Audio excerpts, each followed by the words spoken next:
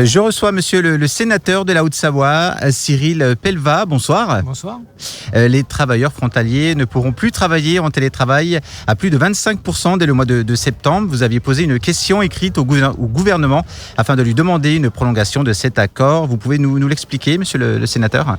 Écoutez, bien évidemment, aujourd'hui, il y avait une dérogation à cet accord à cause de la crise Covid, donc pour permettre justement aux frontaliers de pouvoir, en gros, rester à leur maison plus longtemps que le délai légal qui est de 1 jour par semaine, parce qu'au-delà de 1 jour, à ce moment-là, c'est la Suisse qui doit payer les charges sociales à la France.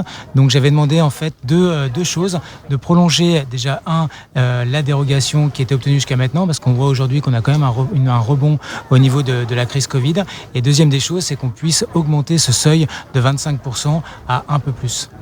Est-ce que le gouvernement peut revenir sur sa décision ?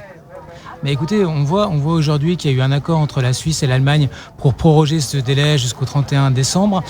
Aujourd'hui, le gouvernement a pris cette décision il y a un petit peu plus d'1 mois.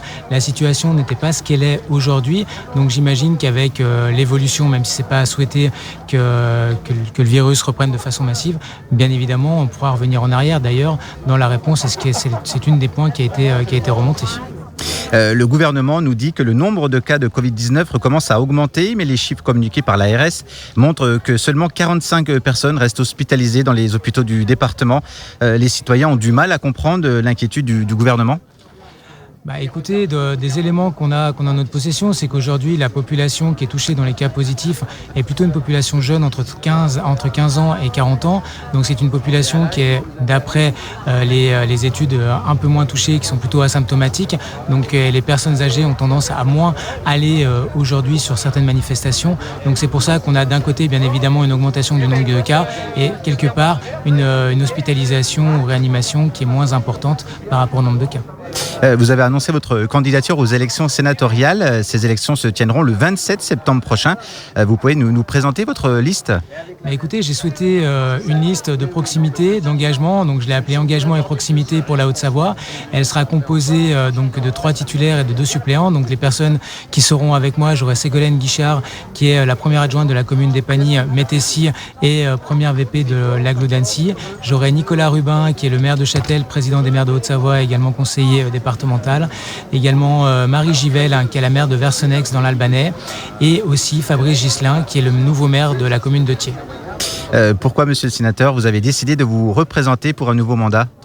Écoutez, quand on s'engage au niveau des travaux parlementaires, on voit que c'est des temps qui sont relativement longs si on veut faire passer les idées, même si sur le mandat 2014-2020, on a réussi à faire pousser certaines thématiques. Je vois que il faut qu'on puisse aller plus loin dans la démarche et comme je vous le dis, c'est une maison où les temps sont longs et où finalement les postes s'obtiennent à l'ancienneté. Si on veut faire pousser les choses et nos idées, il faut que ça se passe sur la durée, en tout cas sur 2 mandats.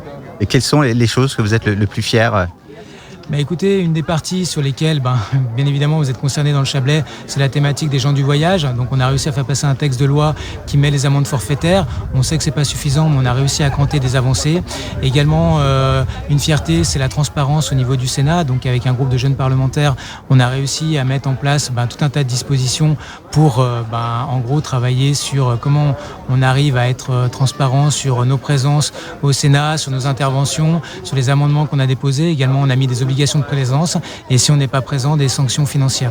Donc je dirais qu'on a tout un tas de dossiers sur lesquels on a pu intervenir, qui sont malheureusement pas trop relayés au niveau des médias, parce que quand on essaye de faire des choses bien au niveau des politiques, c'est pas toujours mis en avant et ça on peut le déplorer.